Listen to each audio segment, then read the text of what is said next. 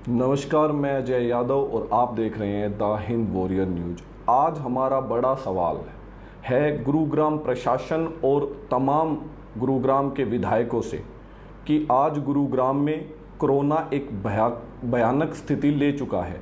लगभग 5,000 से ज़्यादा केस प्रतिदिन आ रहे हैं, लेकिन उसके बाद भी गुरुग्राम प्रशासन पूरी तरीके से मौन नज़र आ रहा है।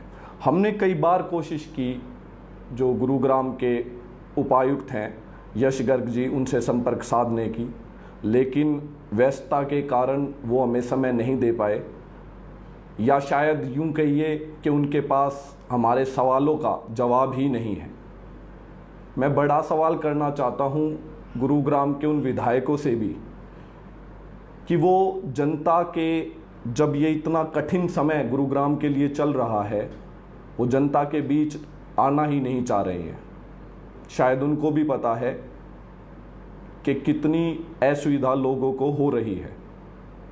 मैं एक एक करके उन सभी असुविधाओं पर बात करूंगा और सवाल भी करूंगा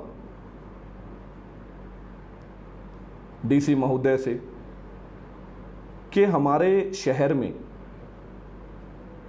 पूरे देश के सबसे बड़े बड़े अस्पताल, नामी अस्पताल हैं, लेकिन आप उनमें चले जाइए, सभी अस्पतालों की स्थिति आज ये है, ऑक्सीजन नहीं है। अभी मनोहर लाल खट्टर जी ने, जो हमारे मुख्यमंत्री साहब हैं, उन्होंने एक अनाउंसमेंट की थी कि हरियाणा का कोटा 162 मैट्रिक टन से बढ़ाकर 232 मैट्रिक टन कर दिया गया है। पर सरकार ये बताए कि वो बढ़ा हुआ कोटा जा कहाँ रहा है। क्या केवल ट्वीट में 232 मैट्रिक टन लिख देने से क्या ऑक्सीजन सभी को मिल रही है? और मेरा इससे भी बड़ा सवाल ये है कि परिजन कहां से ऑक्सीजन की व्यवस्था कर लेते हैं? वही ऑक्सीजन हॉस्पिटलों को ना मिलकर प्राइवेट लोग प्रोवाइड उनको करा रहे हैं। तो कुल मिलाकर बात ये है कि काला बाजारी उसमें भी हो रही है। लेकिन हमारे जो डीसी महोदय हैं उस पर लगाम नहीं लगा पा रहे हैं। अस्पतालों को ऑक्सीजन मिलने में इतनी कठिनाई हो रही है, लेकिन परिजन इधर उधर से 20,000 कोई उनसे चार्ज कर रहा है, कोई 25,000 रुपये खाली सिलेंडर के ले रहा है। आप बात कर लीजिए बड़े बड़े अस्पतालों में बेड्स की, आप जाके पूछिए बेड्स हैं नहीं हैं, लेकिन उन्होंने भी अपने हॉस्पिटल्स के बाहर और अंदर ऐसी सेटिंग, ऐसे दलाल बैठा रखे हैं जो 10 लाख से 15 लाख रुपए लेके बड़े से बड़े हॉस्पिटल में वेंटिलेटर तक प्रोवाइड करा रहे हैं।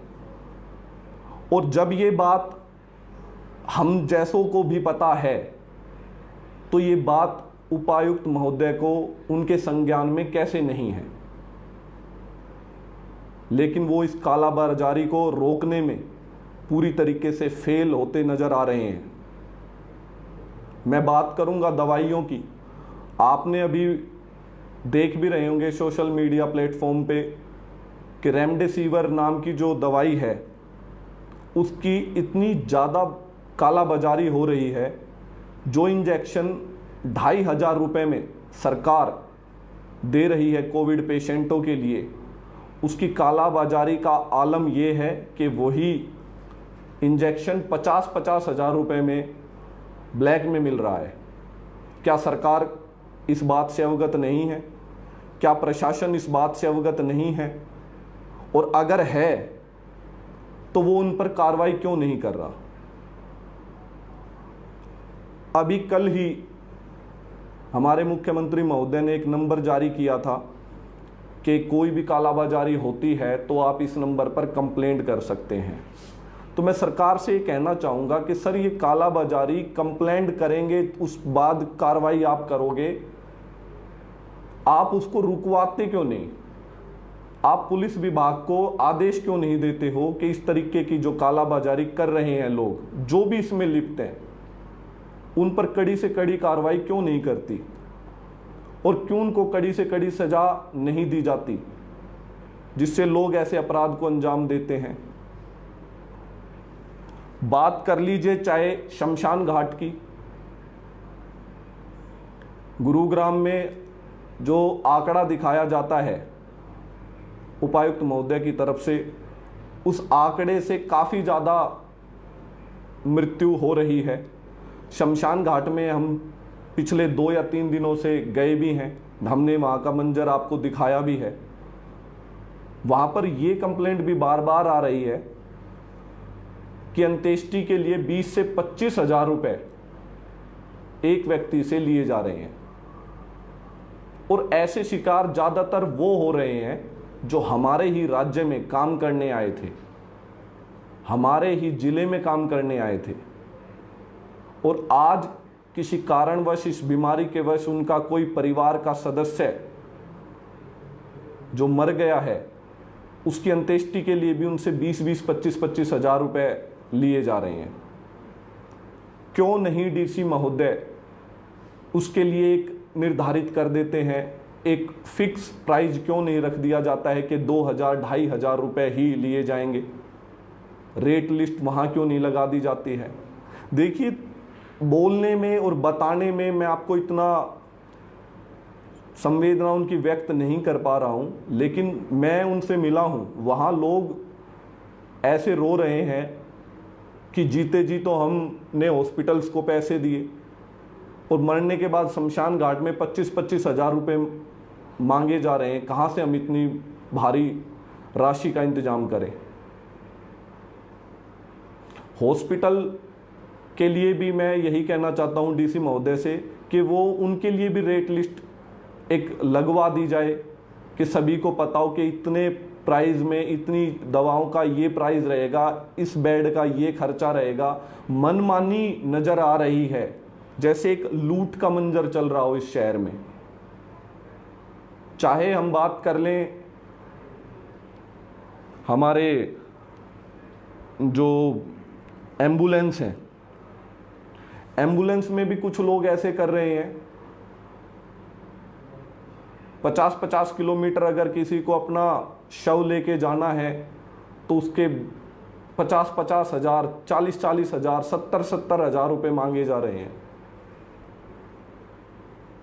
तो दोस्तों, हम किस तरफ जा रहे हैं? मैं सिर्फ यहाँ पर बात प्रशासन से इसलिए कह रहा हूँ कि प्रशासन के ही हाथ में होता है। जो इस तरीके के कृतज्ञ कर रहे हैं उनको सिर्फ प्रशासन का खौफ है। अगर प्रशासन उनके खिलाफ सख्त कार्रवाई नहीं करेगा तो ऐसे लोग ऐसे ही काम करेंगे, और उन लोगों से अपील करने का कोई फ़ायदा भी नहीं है, क्योंकि जो लोग इस तरीके से लूट बाजारी कर रहे हैं उनके अंदर की आत्माएं, उनका ज़मीर मर चुका है। वो इस बीमारी में भी मुनाफा कैसे कमाया जाए इस तरफ ध्यान दे रहे हैं। वो ये नहीं सोच रहे हैं कि ये समय मिलजुल कर लोगों को आपस में साथ देने का समय है। तो ऐसे लोग तो मानेंगे नहीं, लेकिन प्रशासन और कानून का डर ऐसा करने पे उनको लगाम लगा सकता है।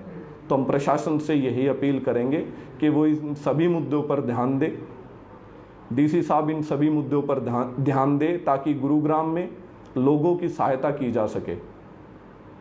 सिर्फ ट्वीट कर देने से, नंबर दे देने से नहीं काम चलेगा, ग्राउंड पर उतरना होगा और एक अच्छे नेता और एक अच्छे प्रशासन का पता विपदा के समय ही लगता है। जब सब कुछ माहौल शांत था तो वहाँ तो कोई भी चला लेगा, सरकार को भी और प्रशासन को भी। ये कठिन समय है, इस पर ही हमें ध्यान देना है। अगर इस कठिन समय से हम निकल पाए तो फिर वाहवाही लेने का अधिकारी होता है, चाहे वो अधिकारी हो चाहे वो हमारे राजनेता हो। तो हम यही कहना चाहते हैं उपायुक्त महोदय से कि वो इन सब बातों पर ध्यान दे, और जो एक लूट मची है गुरुग्राम में उन सब पर ब्रेक लग सके। धन्यवाद। जय हिंद।